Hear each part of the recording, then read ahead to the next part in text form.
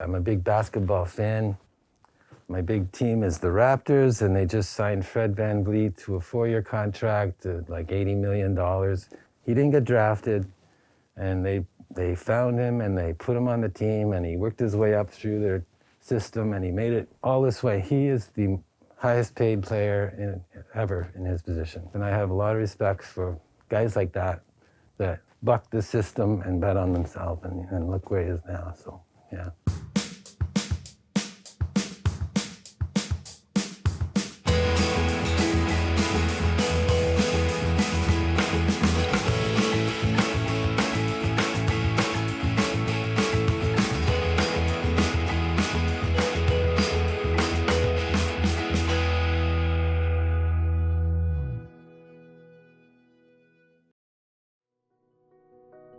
Well, I'm Gary Lavallee. The name of the business is Zap Records. We're here in Kingston, not to be confused with another Zap Records that's in Coburg.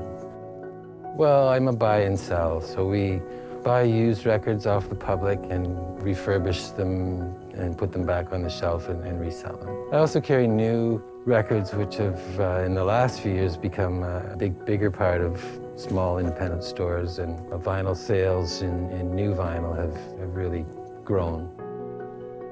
I've been in business over 30 years, staying open consistently over that time, so not being closed, just except for actually for the little break we had in March to June. That was the first time I've been closed in, I don't know, 20, 30 years. It's not always an easy thing to do when you step into business, and the scenario usually involves some kind of higher education and a business degree and a following up, with business plans and banks and all that. And all I did was jump in with both feet and just not give up. There's been some ups and downs, definitely times when I doubted myself. It's hard to keep a positive outlook, especially when business isn't doing well.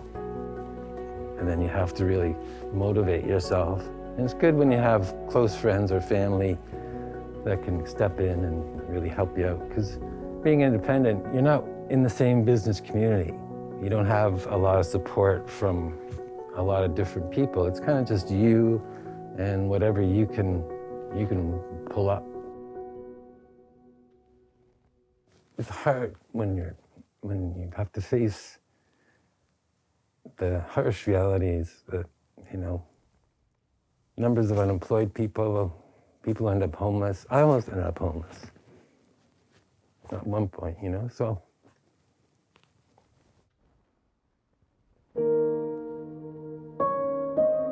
I like to see fathers and sons and families coming in, moms and dads and their kids all buying records together.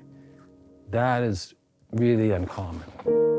It is really uncommon because you see them, they're so separated, and they come together buying records. It's like a moment where they forget about, who's on their Instagram or, and they're in here talking and sharing their history of music together. It's really touching, actually, to see the kids and get excited and talk to their mom. Because when you're 15, 16, 17, you don't talk to your parents much. Records has been one of the biggest meeting points where they've just gotten to the point where the kids are so intrigued with records. It's really impressive.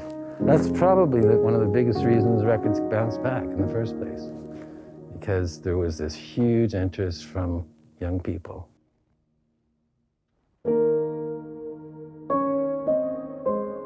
If you find that you really love something, whether that's running a bar or a record store or helping people who are homeless, just put everything you have into it and be passionate about it.